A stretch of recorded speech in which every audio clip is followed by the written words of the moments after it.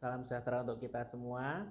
Kita akan belajar pelajaran pada saat ini adalah murid Yesus menunjukkan kesaksian sebagai orang Kristen.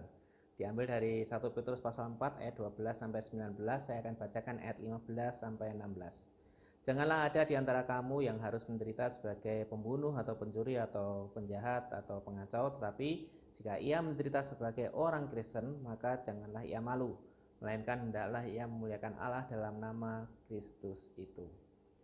Kita semua punya identitas diri, minimal KTP saat sudah usianya di atas 17 tahun.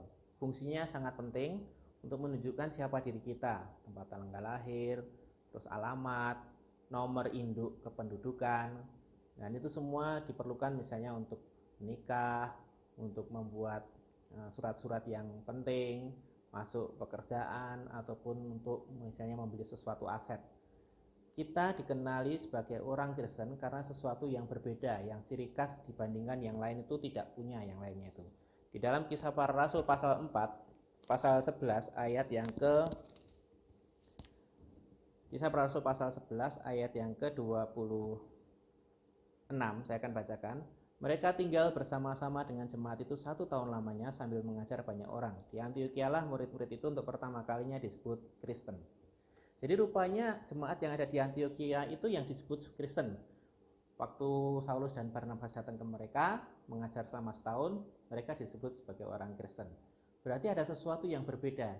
Waktu itu belum ada KTP, belum ada SIM, belum ada penunjuk paspor dan sebagainya. Tapi mereka tahu bahwa orang-orang yang belajar dengan Paulus dan Barnabas adalah orang Kristen. Artinya apa? Mungkin semua orang berbuat baik. Mungkin semua orang juga punya sifat yang suka menolong, membantu. Tetapi ada yang berbeda.